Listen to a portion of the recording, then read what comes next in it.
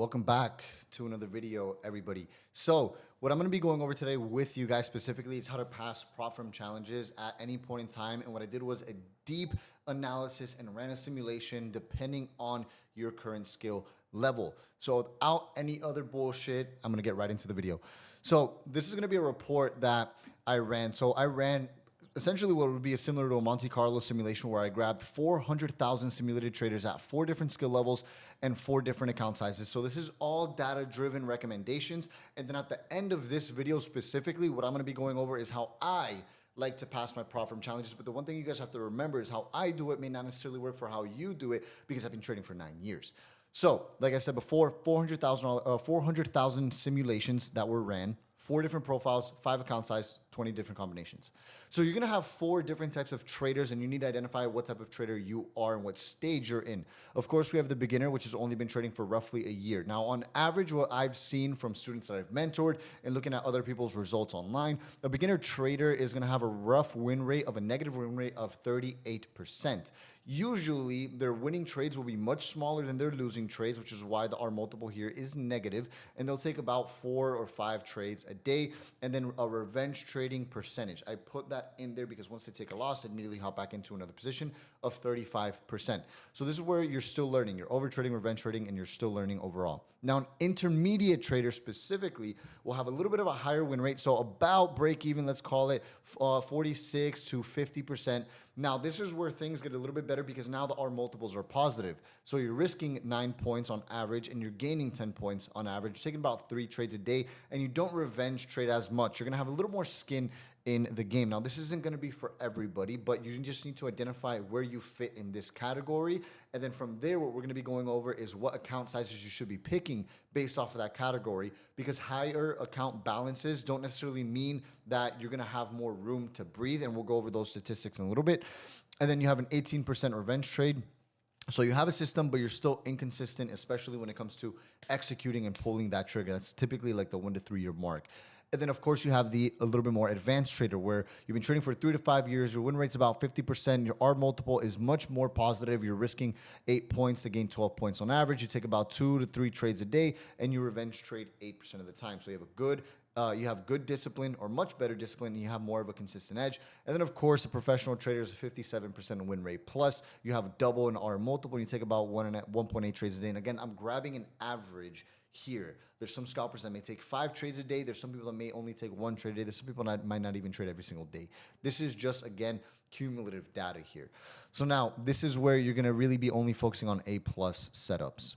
So this is going to be the pass rate for every profile and every account. If you guys would like to, you guys can screenshot this. I'll also have a download link to this in the description so you guys can actually download this and get this file yourself. So for the beginner, I mean, you're just going to fail everything. For the beginner, there's no necessity for you to be trading evals because you're just going to blow every single account. It is what it is. You should be sim trading until you get to that more intermediate phase. If you want a little bit of skin in the game, then again, you could always go with the $25,000 account. But again, the simulation that we ran, if you've only been trading for a year, the pass rate is very low. It's practically 0 here. Now, when it comes to the intermediate, this is where things start to get interesting. The pass rate on the 25K accounts is about 5.4%. Again, this is over 400,000 simulations. This doesn't necessarily mean this is where you will fall in, but it's going to be a pretty accurate description depending on where you're currently sitting. And now I'm not saying like this is exactly what it is. Again, what we're looking here is a cumulative amount of data. And I know a lot of you guys are probably going to fit in this intermediate to advanced tier. So when it comes to the intermediate, really you should be focusing on the smaller account sizes. So the 50K to 25Ks, because the pass rates on the 100K to the 150Ks are going to be significantly lower, especially when it comes to the payout ratio. But now going over the advanced tier, this is where things get interesting. So you have a very strong percentage of passing a 25 to 50K account. You have about a 51.1% pass rate and then a 47.7% pass rate on the 50K. So definitely the 50Ks is going to be the route to go, and it's going to cost you about $462 to actually get funded. And this is only going to take roughly around 2.1 attempts. So you already know what accounts as you should be going for based off of this type of data here.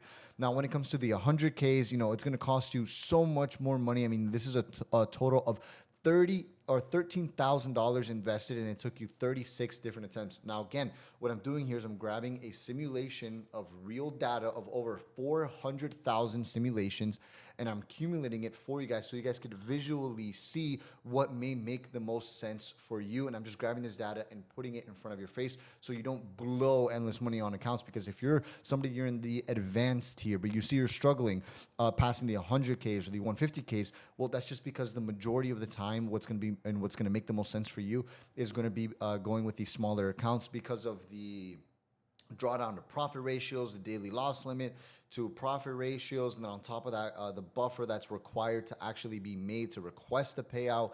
And then, of course, if you're a professional trader, somebody that you only execute on A+ setups, and you're really solid at what you're doing, the, of course, obvious ones are going to be the 50Ks and then the 100Ks. The 100Ks, you have about a 20% pass rate, which is still really solid. I didn't even include the 150Ks in here, but this is what the data is. And I'm just putting the data out there for you guys so you guys could see this in real time.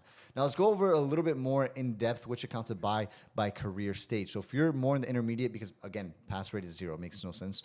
If you're more in the intermediate, you're gonna have around a 4.5% pass rate.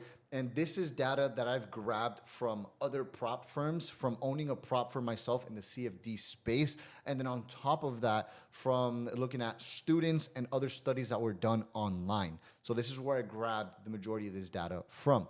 So about a 4.5% pass rate. It took 18 attempts to pass and then $3,000 on average to get funded. Why? The cheapest to fail on. Your goal is to build consistency, not maximizing payouts yet. And then, of course, your strategy is about 1 to 2 contracts, max 2 trades a day, and then a hard $300 daily loss limit. Walk away after 1 loss, and your budget is $300 to $600. So you guys can see all of these statistics here. And again, I'm going to leave a link to download this in the description for you guys. And then last but not least, this is 7 things that the data does not specifically provide.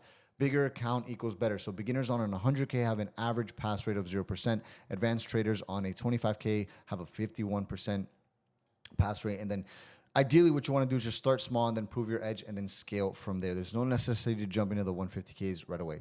Trailing drawdown is the #1 killer.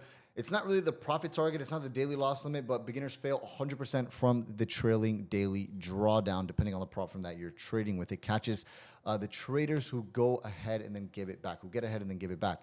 Of course, revenge trading is the #1 that passes or that destroys the pass rate. So traders with a 35% revenge probability literally have a 0% pass rate. Then traders with 3% revenge have a 90% pass on a 25K. That's the thing about it here.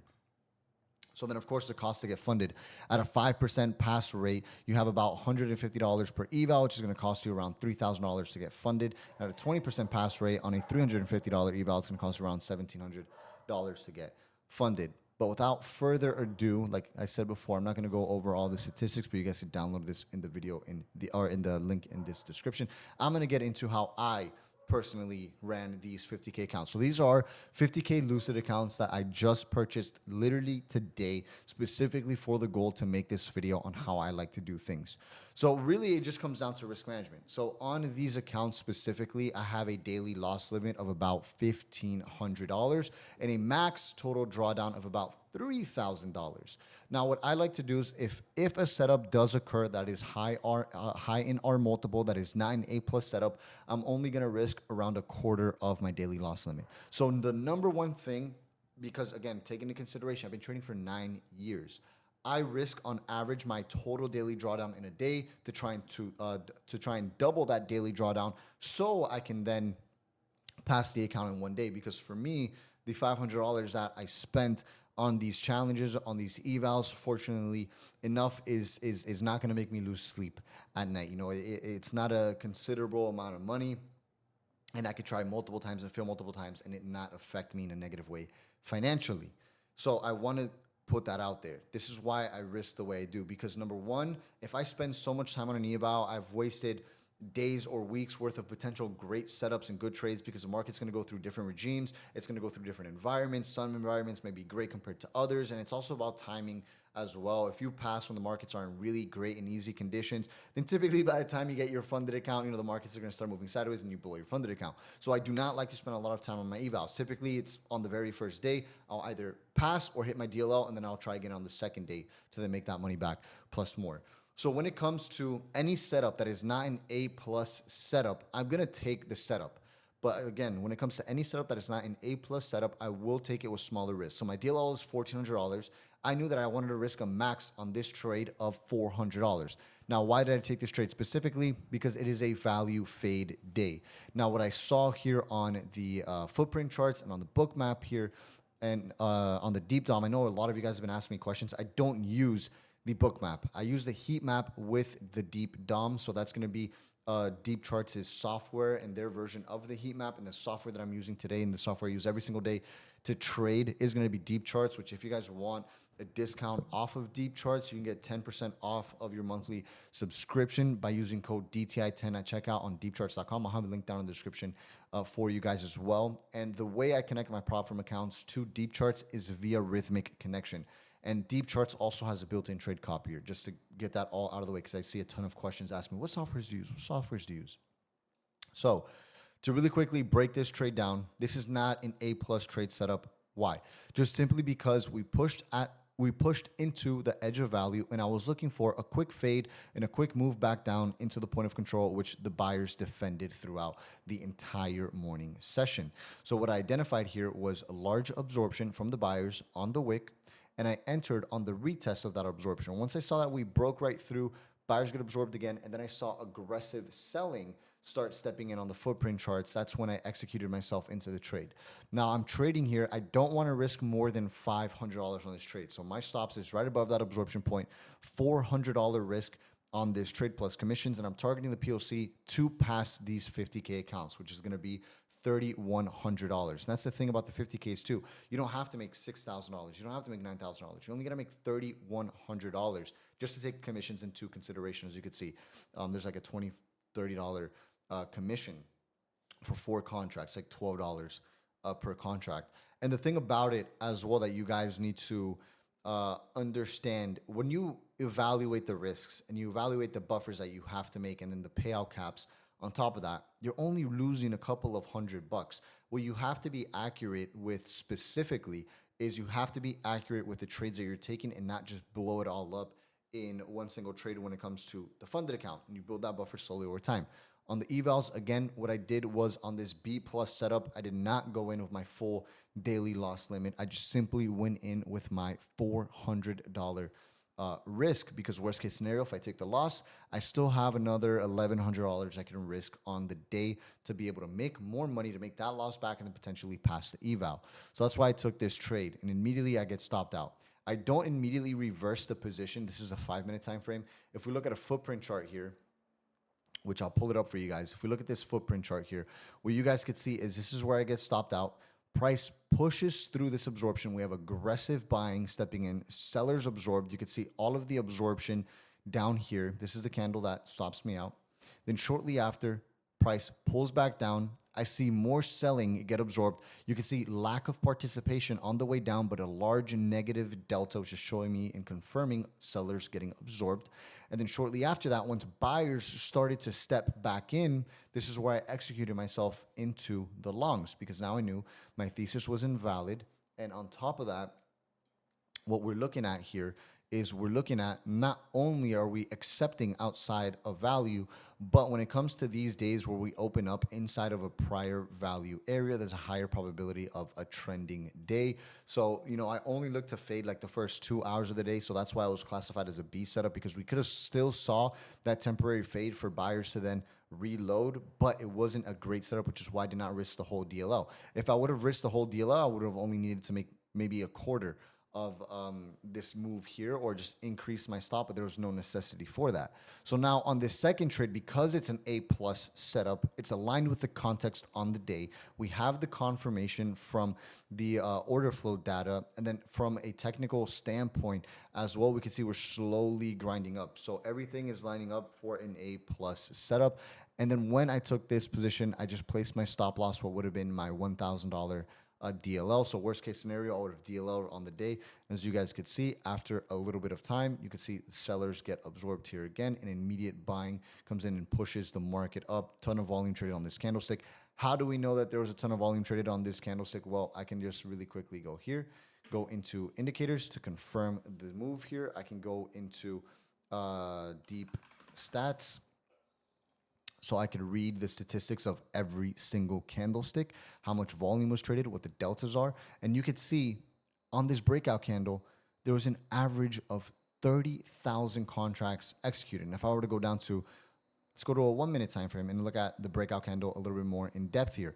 Look at the average of orders that we're seeing in each one of these candles. Not much volume. That's why I wasn't really too concerned when price started to come back down, because this is shit. This is not a lot of volume being traded. This is not a lot of effort being traded here, right? 1.9K, 3K, it's not a lot. But once you see 22,000 contracts start coming in, I mean, that's where we saw this huge explosive growth, this huge explosive move to the upside. And that was it. It was literally as simple as that. And that's how I like to pass my evals. Funded accounts, completely different approach. And again, guys, what I wanted to do, my objective for this video was to just simply show you guys the data of over 400,000 simulations so you guys can compare where you are, look at the data, and then make the most educated decision that you guys possibly can when it comes to your funded account journey. I'm simply here to just show you guys the data, mentor you guys, and teach you guys what you should and shouldn't be doing. And then from there, you can run with that info and do whatever you want, and then build a system and plan as to how you want to approach these evals. Because I know a lot of people,